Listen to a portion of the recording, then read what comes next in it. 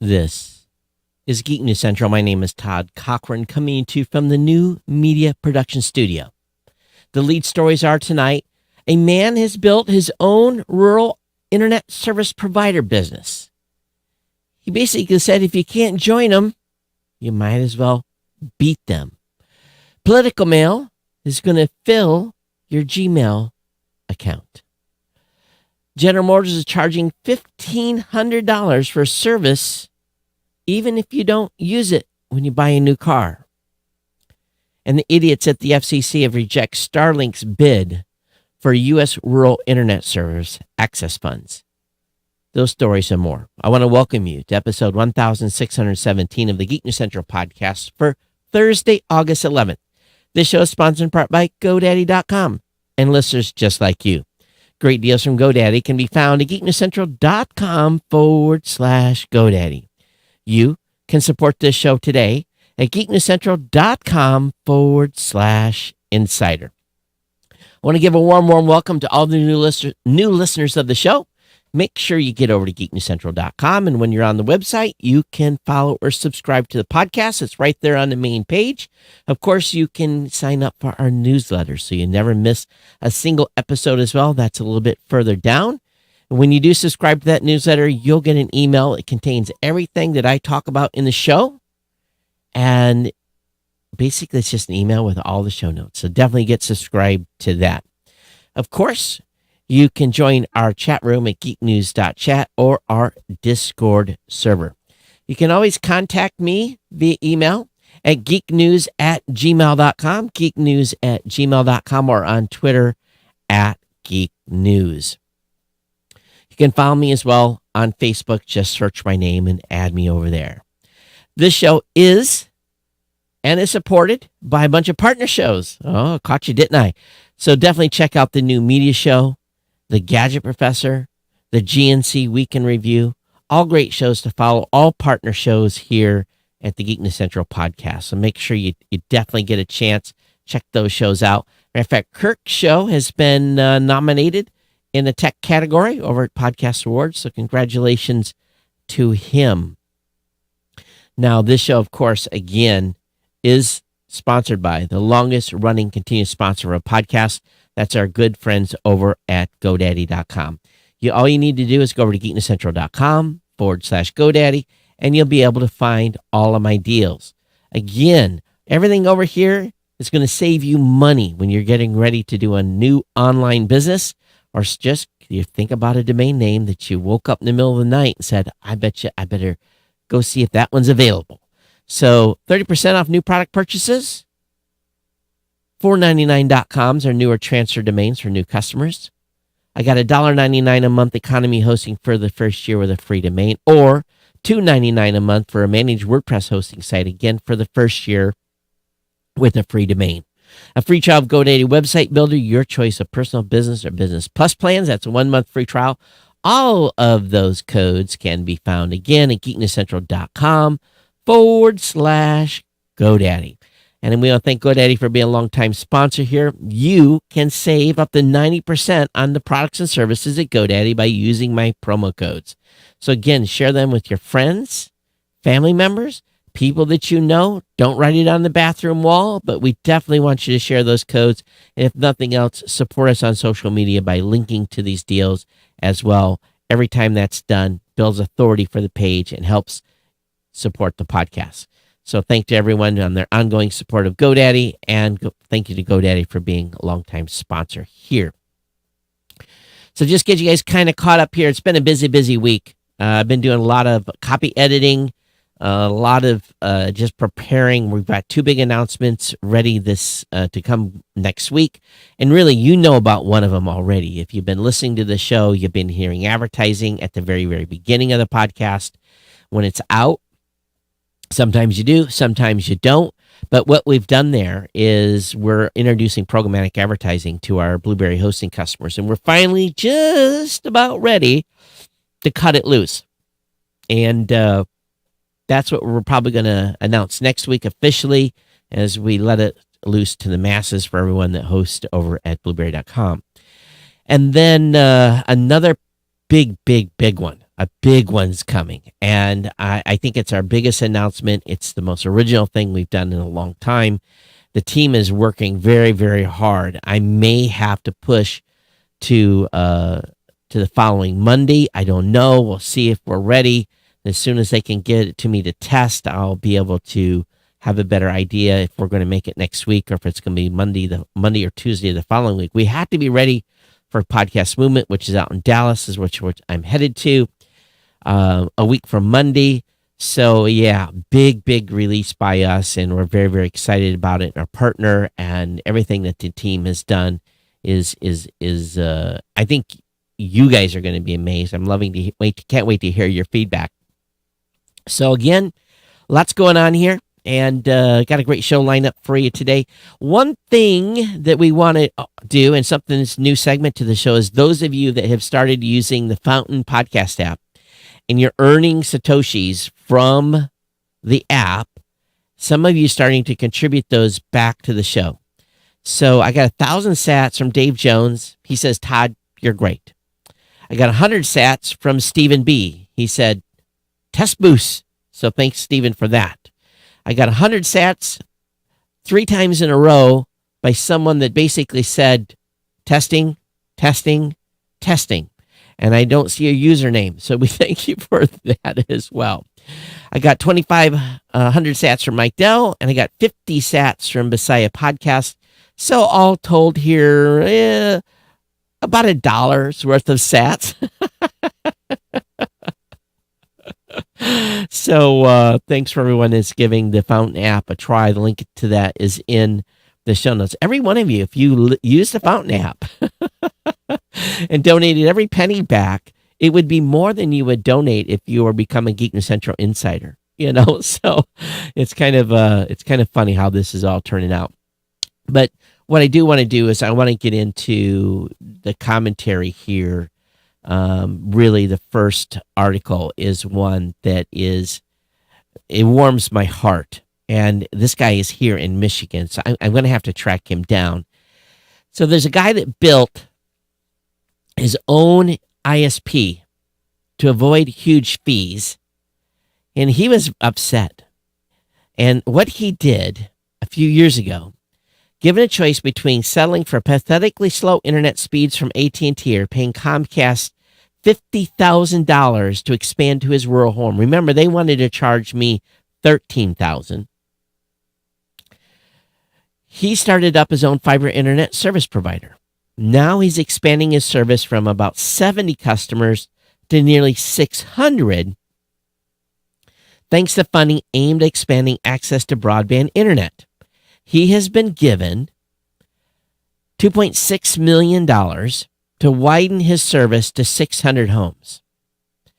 Last year, the U.S. government coronavirus state and local fiscal recovery funds allocated $71 million to Michigan's Washtenaw County for infrastructure projects, with part of that dedicated to broadband expansion.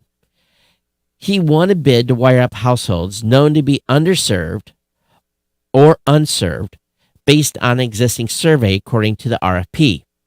They had this gap fill RFP, and in my own wild stupidity or brilliance, I'm not sure which yet, I bid on the whole project in my area and managed to win through that competitive bid process. So he'll now need to expand from 14 to about 52 miles of fiber to complete the project, including at least a couple of homes that require half a mile of fiber for a single home. He says that'll cost $30,000 for each house, but his installation fees are still at $199. Now listen to this. You guys know that I am big time Charlie Brown on what used to be community broadband. You don't need Comcast. You don't need Charter. You just got to be willing to lay out the resources, to do the infrastructure, to basically wire yourself up. So customers of his can choose from 100 megs up down for $55 a month, or listen to this, 1 gig up or down with unlimited data for $79 a month. The contract requires completion by 2026, but he aims to be done by around the end of 2023. He's already hooked up some of the required addresses issuing a press release after the first was connected in June, with a local commissioner calling it a transformational moment for the community. Running an ISP isn't even his day job, as he normally works as an Akamai network architect. So he knows a little bit about routers and switches. So this is given what you have to do to run something like that. Still, his service has become a must in the region, and he even provides fiber backhaul for a major mobile carrier. He said, I'm definitely a lot more well known by all my neighbors. I'm saved in people's cell phones as the fiber cable guy. This, ladies and gentlemen, is what this type of story excites me a lot, because this is where he basically stuck up his two middle fingers and he told the major service provider there, no. And it goes to lead into the story that I'm going to talk about Starlink. Starlink has made a world of difference for me at my rural home at the compound. And as you well know, the broadband I was on before was 15 down and supposedly 3 up. I was paying $100 a year for that. Now I pay Starlink $105, and I have anywhere between $150 to $200 down and about 10 or 15 up. And it's a game changer. So in the infinite wisdom of the FCC, they rejected Starlink's bid for U.S. rural internet access funds. Even those within the agency are puzzled by this SpaceX decision. And we have technology now to improve lives. It's made a world of difference where I live, having Starlink. And I bought my own dish, but there's a lot of people in rural America, lower incomes. They, if this money could have been given to Starlink, they could have wired up a huge swath of rural America. So in an official notice, now listen to the stupidity of the FCC. In official notice, the FCC said it rejected the long-form applications from Starlink and another internet service provider called LTD Broadband to receive support through the Rural Digital Opportunity Fund, which this money usually just gets flushed down the toilet by big companies like Charter and etc.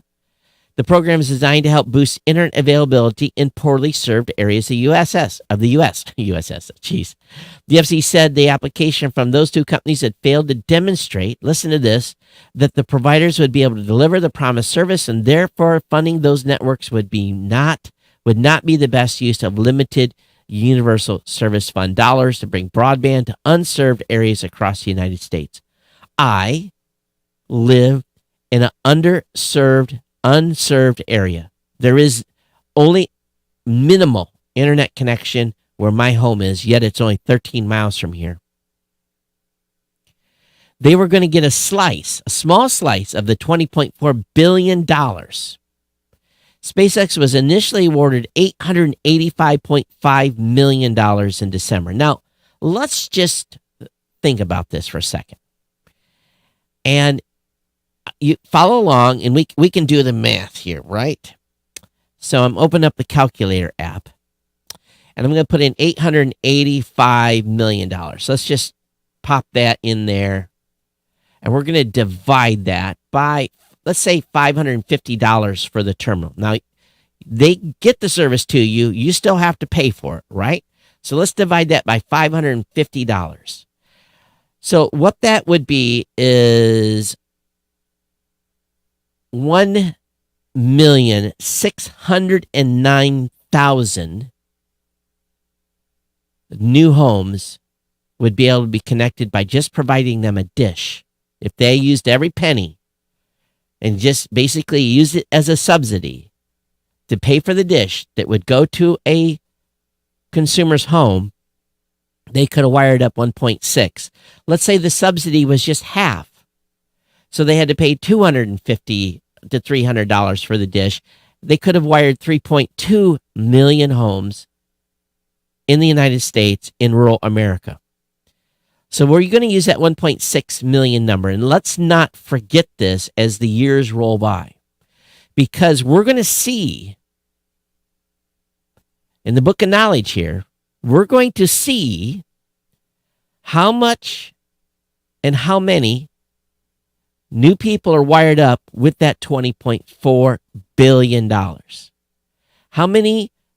I bet you, I'm going to go out on a limb. I'm going to say they're going to spend that full $20.4 billion. Give it to these major players, Comcast, Charter, all these other knuckleheads. And I'm going to guess that they're going to wire up less than 1 million people with that $20 billion. That's my prediction. And they're not going to go into where I live in rural America. They're going to continue to move into the burbs and do just as little as they need to meet their requirement. Meanwhile, rural America is still screwed.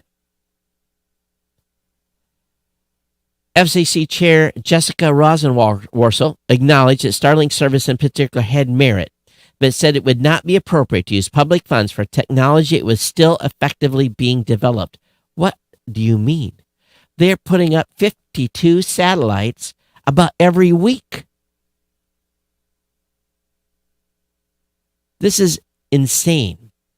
Starlink technology has real promise, she said in a statement, but the question before us was whether to publicly subsidize its still developing technology for consumer broadband, which requires that users purchase a $600 dish with nearly 900 million universal service funds until 2032. They could have made a condition.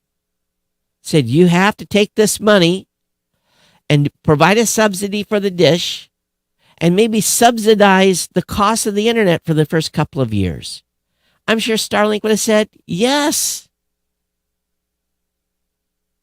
It's shocking to me that they have done this. So here we are. Starlink gets none of that money. This other company that was going to wire up rural areas in 15 states didn't get any money.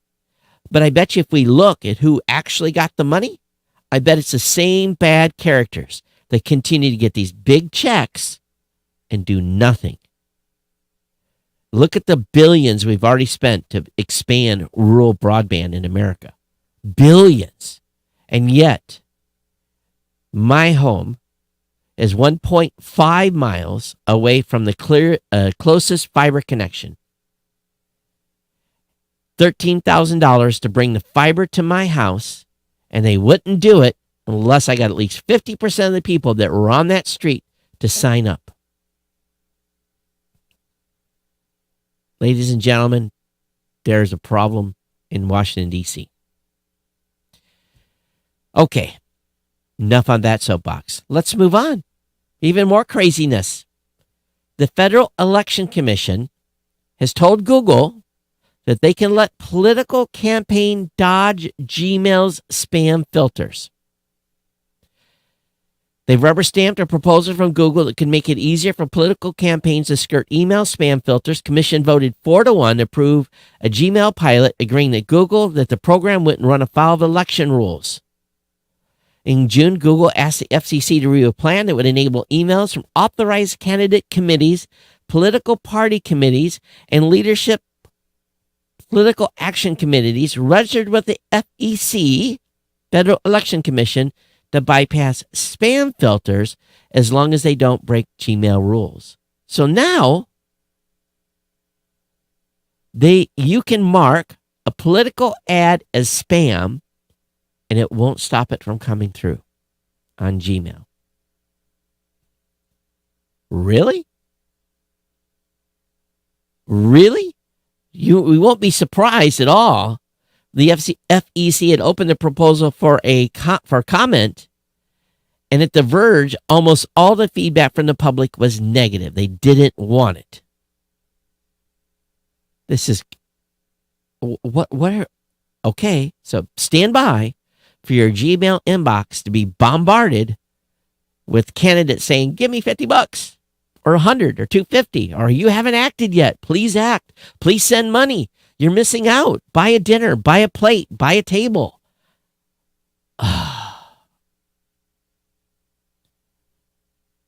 It amazes me. It really does. Now, I own a Ford.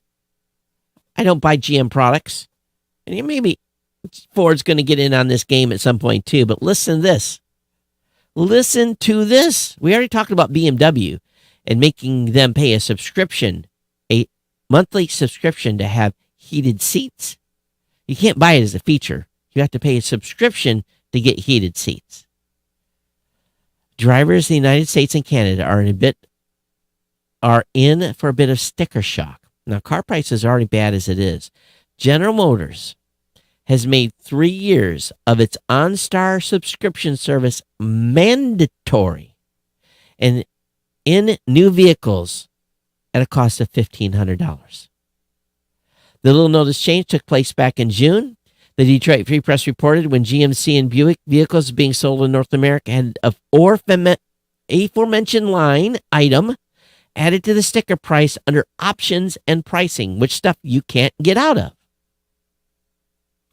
According to GM's spokesperson, who spoke to the Free Press, the fee will be charged whether or not the customer activates OnStar connected services.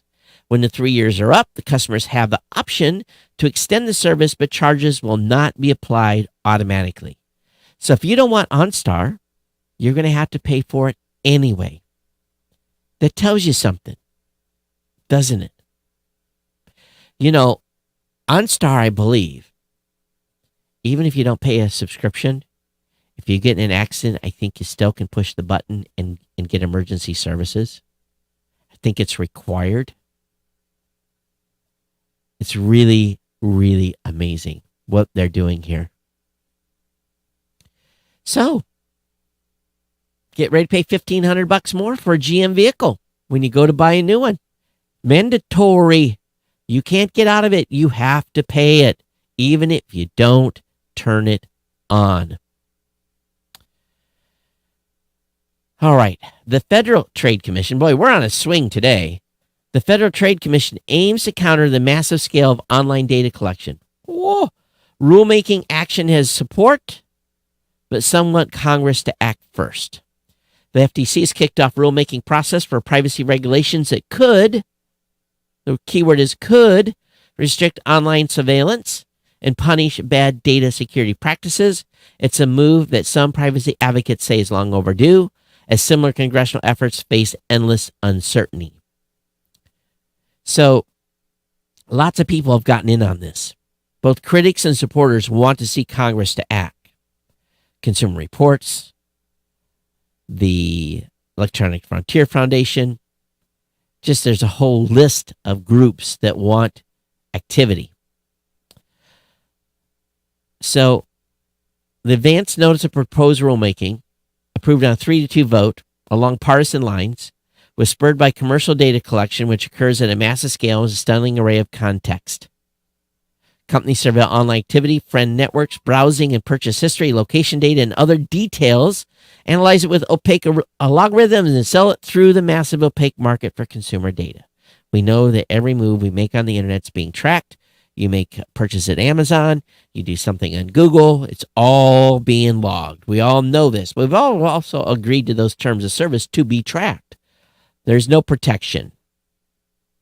If I know your IP, I can go to a particular vendor in New York, put that IP in his dashboard, or I could be here if I paid for the service. I could put your IP in that dashboard. I could tell you where you live. I could tell you how many people in your home, the age ranges of the home, what you buy for groceries, what magazines you're subscribed to, what online services you use, etc., etc., etc. I know everything except your name, but all I got to do is drive down the street, look at the mailbox, right? Or probably even simpler. So we'll see. We'll see if the FTC does anything. MailChimp resumes crackdown on crypto newsletter, including Messari and Edge.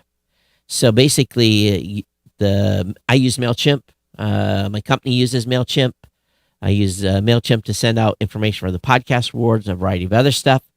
And it's a great platform. Really, really is. I don't even use 1/10 of its available features. But MailChimp has suspended more crypto platforms from being able to send newsletters. So they're going to have to find a new home. One company says, thank you for deplatforming some crypto's most reputable brands in the past 48 hours. You're proving our point. MailChimp and all speech censors must be destroyed. So people are not happy. These are companies that are censoring speech. Here's a little clue for those groups that want to run. I can set up a mail server very, very simply. Doesn't cost hardly anything. And if I email correctly, I can send emails to tens of thousands of people, not have to pay MailChimp. I use MailChimp largely because of the ease of use. But you can create your own mail server and send email on your own domain name. A win for SpaceX. SpaceX reusable Falcon Heavy rocket can now carry U.S. spy satellites into orbit. So this is big news. So Space Force has approved a heavy-duty vehicle for top-secret missions. And Bloomberg reports the certification. And, of course, Falcon Heavy is equipped with reusable boosters. And then we'll give SpaceX more high-profile government missions, of course, but also promises to save federal money by reducing costs of ferrying these satellites to orbit. The Space Force has already saved over $64 million for GPS missions by using the reusable Falcon 9 rockets, Space Systems Command Falcon Chief Walt Lauderdale said. So anytime we can save the taxpayers' monies, I'm all for it. Congratulations to SpaceX on getting the certification to lift those very big and important spy satellites to orbit. NHS, IT suppliers been held by ransom by hackers. So an NHS England spokesperson said, while advances confirmed that the incident impacting their software is ransomware, the NHS has tried and tested contingency plans in place, including robust defenses to protect our own network as we work with the National Cybersecurity Center to fully understand the impact. The public should continue to use NH services as normal, including NHS 111, for those who are unwell, although some people will face longer waits than normal. As ever, if emergency happens, please call 999. That's the UK's equivalent of the 911. So, ransomware, once again, taking out something to do. It's thereafter all these groups that have health-related sites and so forth. It's a pretty big theme that's happening. The AirPod and iPhone 15 expected to get a USB-C charger in 2023. We knew Apple was moving to this, and we know that historically Apple's refused to make all of its devices USB-C compatible, but now they're starting to do this. This is big news. I can't wait to get rid of the connector. That's a special one to charge my iPhone. Really, really can't. It'd be nice to have one connector to serve all. It's way, way overdue. Have you heard about Kuri? Kuri? It's an app that wants to reduce your food carbon footprint. And what exactly is this? Well, Kuri is a personalized, climate-friendly cooking app that helps people cook seasonally low-carbon meals. As part of the onboarding process, it takes you through your dietary preferences, and from there, it'll filter out everything you can't eat so you don't end up with the vegetarian at a steakhouse syndrome that a lot of apps seem to suffer from. The app takes into account what is in season around you to make seasonal cooking much easier in hopes that you will go to a local farmer's market and buy produce. So everyone's pretty stoked about this, and it's gotten some good reviews. So if you have checked out Kuri, Kuri, let me know how you like it. But it's gotten some good talk in the press. Amazon's been fined over labor law breaches in Spain. This is the second such fine. The latest fine is at 3.2 million euros, follows a penalty over 800,000 euros it received in 2020.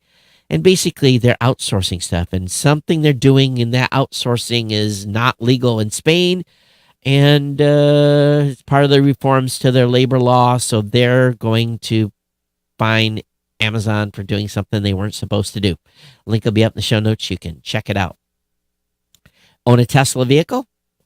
Well, Tesla vehicle drivers are taking to the streets to test whether the full self-driving tech stopped for children after a viral video shows the Tesla EV plowing through a toddler-sized mannequin. A guy that does not like Tesla at all, Tesla critic Taylor Organ, had a video go viral after it showed a side-by-side comparison of a Tesla next to a Lexus that appears to be equipped with Luminar autonomous driving sensors. In the clip, the Tesla plows over a child-sized mannequin while the Lexus slows to a halt mere feet from another mannequin. The video, which was taken in May in San Mateo, California, has now over 12 million views on Twitter, and a lot of people are trying it. However, this guy told Insider that did the test, the original video shows a failure of Tesla's automatic emergency braking system and that FSD was not in use. So that's a bit of a clarification. Tesla's AEB is, again, automatic emergency braking system. My vehicle has it as well. Basically, when someone's stopped in front of you, it'll slam on the brakes if I'm not paying attention. AEB is designed to work at speeds between 3 to 90 miles per hour, though the company has added a disclaimer that it is designed to reduce the severity of an impact and not to avoid a collision. So AEB was never designed in a Tesla to stop for a child, mannequin or not. So a little bit of an unfair test. LinkedIn rolls out new tools to give creators more ways to share visual content. And I'm looking at this, and I hate to say it, I don't need Instagram on LinkedIn. They're rolling out carousels. And I'll just show this to you on the screen so that those of you watching can see. It looks like reels or, it's just, I don't want this on Instagram. It's bad enough. Instagram is the ultimate place where I get spammed the most. I get hit up 30 times a day. Hey, can we do this for you? Can we do that for you? Salesman, blah, blah, blah, blah, blah, blah. So it's great when you're trying to find someone, but boy, I sure hate the unsolicited emails. So those of you that are a little bit of right of center, dating app for conservatives are backed by Trump supporters to launch in September. So there's a dating app in the works for you single folks who want to only swipe right for possible matches who prefer conservative political leanings. Now, let's be fair here. If you are dating, if you meet somebody, don't you want chemistry versus politics? The chemistry is more important than anything, but I guess maybe you're going to find chemistry with another conservative. Are we all just going to be in like little pockets now? Are there going to be communities for the left and the right? And is there going to be like the right stuff? It's all about getting into the right dating pool with people who share the same values and belief as you. The video's host says Ryan McEnany, the younger sister of the former White House press secretary Kayleigh McEnany. And if I pronounced her name wrong, I'm sorry. So, okay. Dating app. So soon we're going to have the left stuff. We've got the right stuff. We're going to have the left stuff. What about the center stuff? What about down the middle? How about the libertarian stuff? Or oh my God. It's crazy. Musk wants Twitter to identify the employees who calculate spam percentages. Musk has told a judge that Twitter isn't producing the names of employees he wants to question.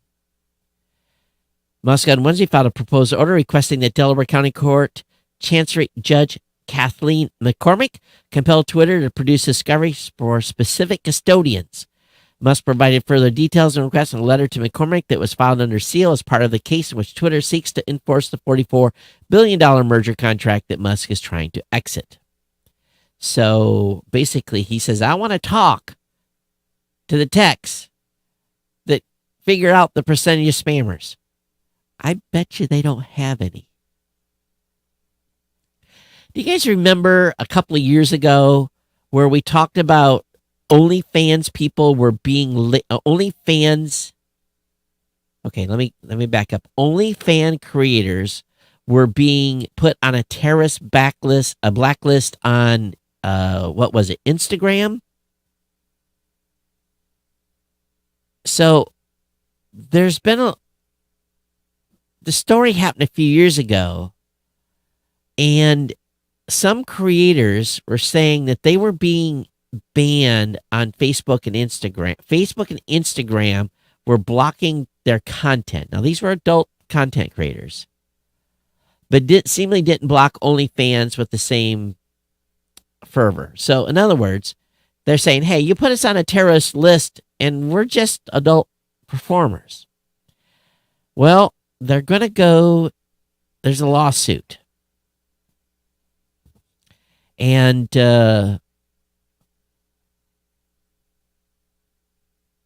GIFCT spokesperson clarified how the blacklist, or more accurately, and that's a term that not people aren't supposed to use anymore, or more accurately in its terms, this terrorist content database works to log terrorist activity between different online platforms.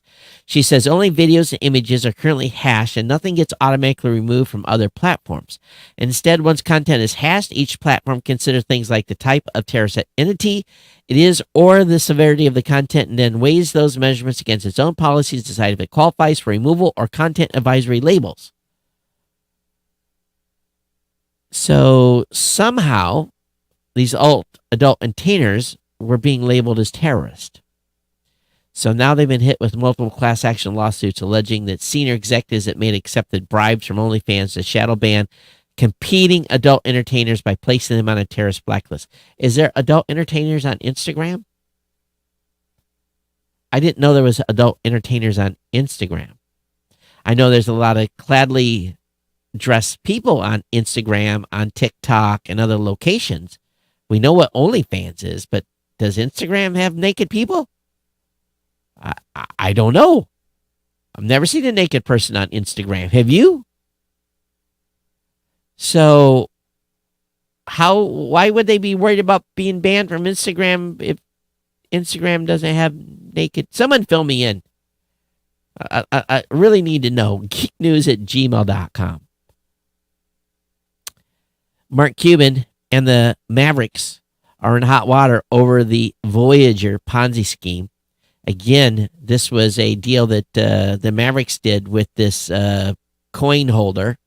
And basically, they're going after him for $3.5 billion of lost money.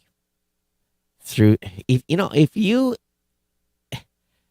invest in crypto, it's just like buying stock. You can and potentially could lose every penny. How can you go back and sue someone when you're buying something you can lose all your money? Yes, we'll take Satoshis as donation to the show. I'll cash those bad boys out as fast as I can. And as a matter of fact, they did recently. Sent a plus $100 to PayPal. Converted it out to cash, to US dollars. I know people buy crypto. You understand the risk of buying crypto. You understand it can go up or go down. That's what happens with crypto. That's what happens with stocks. So they're going to sue him because he misrepresented this coin. It should not come as a surprise. Teenagers have abandoned Facebook, and guess where they have went? To TikTok. They've moved to TikTok. Gen Z content creators are on TikTok. They're not on Facebook. They don't find value in Facebook. Who is Gen Z? Well, Gen Z internet use is on the rise. A Pew Research study on teens found that 30% of teens aged 13 to 17 used only 32% of teens aged 13 to 17 used Facebook. In 2014-2015, that figure was 71%. beating out platforms like Instagram and Snapchat. So I don't even know what the Gen Z age range is. I guess it starts at 13. So I'm not surprised with all the trash that happens to be on Facebook all the time why teens have left. Now, this will blow you away. Rivian reports more losses in the second quarter of 2022. The automaker falters further through difficult months that included about 800 layoffs. They only lost, again, Rivian is a buzz electric vehicle company backed by Ford and Amazon, had a net loss of $1.71 billion in the second quarter of 2022. And of course, they lost $1.59 billion in 2021. No. Previous quarter, they lost $1.59 billion. So look at, wow, that is, they had $95 million in revenue the previous quarter and only $364 million in revenue this quarter. Yep, they're facing the same headwinds that Tesla did. We'll see if they can pull it around. Do you have Disney Plus? Disney-owned streaming trifecta unveils price hikes. Ad-supported Disney Plus. Since its launch in 2019, Disney Plus has only slightly jumped in subscription costs for both monthly and annual fees. So Disney Plus change goes live later this year. They won't notice a difference in their bills, as the streaming service base price will remain at $7.99. Starting in December, however, anyone who sticks to Disney Plus tier will see a new feature on the service advertisement. Disney Plus will follow the likes of Netflix and HBO, which announces post-launch pricing shakeups to add advertisements to their programming. So that means Disney Plus will also see its existing ad-free tier increase to $10.99 on December 8th, or $109.99 a year, a 37.5% increase. And those of you on the $7.99 fee will get ads. So they're kind of, no ad-free for $7.99. You'll have to upgrade to $10.99. Nickel and dime, folks. Nickel and dime. Nickel and dime. Meta has finally started testing default end-to-end encryption on Messenger. Yeah, your Messenger texts have not been unencrypted. The company is also trialing secure storage feature that backs up encrypted chat history. So we know that WhatsApp has switched on the privacy feature by default. In the latest update about its efforts, Meta said it will start testing default end-to-end encrypted chats for select users on Messenger. So anyway, more details on that. Twitter will fight misinformation in the United States midterms with notification changes, and social network is also reviving some of its 2018 censorship strategies. They're supposedly reviving and improving its election misinformation strategy. The social network has reactivated enforcement of its civic integrity policy to prepare for the vote. And there are a handful of upgrades. So, just what we need. Now, you're supposed to already see candidate labels for any governor, House, or Senate hopeful. There's nothing that's happening in states and so forth like that. So, the big contestants have their accounts flagged. Xiaomi, and I don't probably pronounce this wrong, Xiaomi, Xiaomi, has beat Tesla to build a working robot. And I looked at this thing, and I watched the video on it, and let me just be kind of frank. They got a long way to go. It's $100,000. It walked out and gave the owner a rose, and then took a selfie with him. So, or he took a selfie with the robot. It's weird. It kind of waddles. So, if anything else, you'll enjoy the Cyber One waddle out on the stage. I would not want any things in my house. This thing would wander around and it would drive anyone insane. I don't know what it will even do, to be kind of frank. But, yeah. And it kind of looks familiar. It kind of looks like the Tesla model, or like the Cyberdog, kind of. So, yep, a lot of one to buy one of those. The Register is reporting, don't be surprised if your organization suffers multiple cyber attacks. It happens all the time. And people have been warned. In a 23-page report released this week in Time for Black Hat, the researchers unwind the multiple factors that are fueling the rise in the number of entities hit by more than one attack. For instances, in one case, a company was a victim of three ransomware attacks over 2 weeks. So lots of stuff out there, and much of it's hard to keep up with. So if you have a company and your IT folks are complaining they're having a hard time keep up with all the security stuff, pay them some overtime. IKEA will install Electrify America fast EV chargers at over 25 U.S. stores. So you can top up your electric vehicle the next time you go to IKEA. I have never been inside of IKEA. I don't even know where one's located at. And probably there's one in Michigan. I don't know. But I've never stepped foot in an IKEA. How many stores do they have? At over 25 U.S. stores. I'm sure they have more than 25 stores. But never shopped at an IKEA. Never been in one. Apple's reportedly funding podcast. Good for them. That it could one day turn into a TV show. So Apple's reportedly signed a deal with producer Futuro Studios. Know those folks? To help it fund the development and production of future podcasts. In return for its Futuro deal, Apple gets first refusal rights to turn any resulting podcast into a film or TV show. It has already purchased TV shows based on the podcast We Crashed and The Shrink Next Door. So good job on that, and getting a nice fat check. This story, for our longtime listeners, is going to blow you away. Google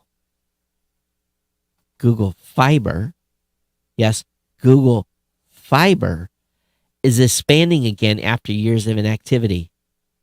Did you just fall off your chair? When I saw this article come up tonight, I had to look at the date. And yes, it says August 11th, 2022. It's not April's Fool's Day. They are expanding again. I thought this whole division was gone. Google Fiber expansion activity has been deliberately slow, but there was a time when it was announcing new coverage areas on a more regular basis. Now, Deanie Jane, the Alphabet subsidiary CEO, has announced Fiber's first expansion plan in years. The company's been working on connecting West Des Moines to its network, making Iowa its first new state in 5 years. Will start building infrastructure in Des Moines in July. It announced it's building a network in Mesa, Arizona, and now it is revealed that the service is also making its way to Colorado, Nebraska, Nevada, Idaho, and where's Michigan? According to Reuters, the company decided on its new locations based on findings on where internet speeds lag the most. The locations will be Fiber's main focus over the next several years, though it will continue to expand availability in cities where it already has a network as well. There was an impression 10 years ago Google Fiber was trying to build the entire company. What we are gesturing here is no, we're not trying to build the entire country. Sadly. Gosh. Congratulations to those of you that hit the jackpot there. Google Search AI now looks for general consensus to highlight more trustworthy results. You know, for a few years, I had a featured snippet for a certain search term that was a gold mine. I really just about cried when Google took my featured snippet away for whatever reason.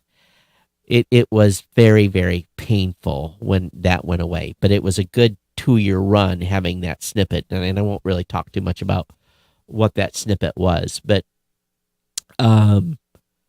now they're making AI to decide if the snippet that they have chosen is relevant.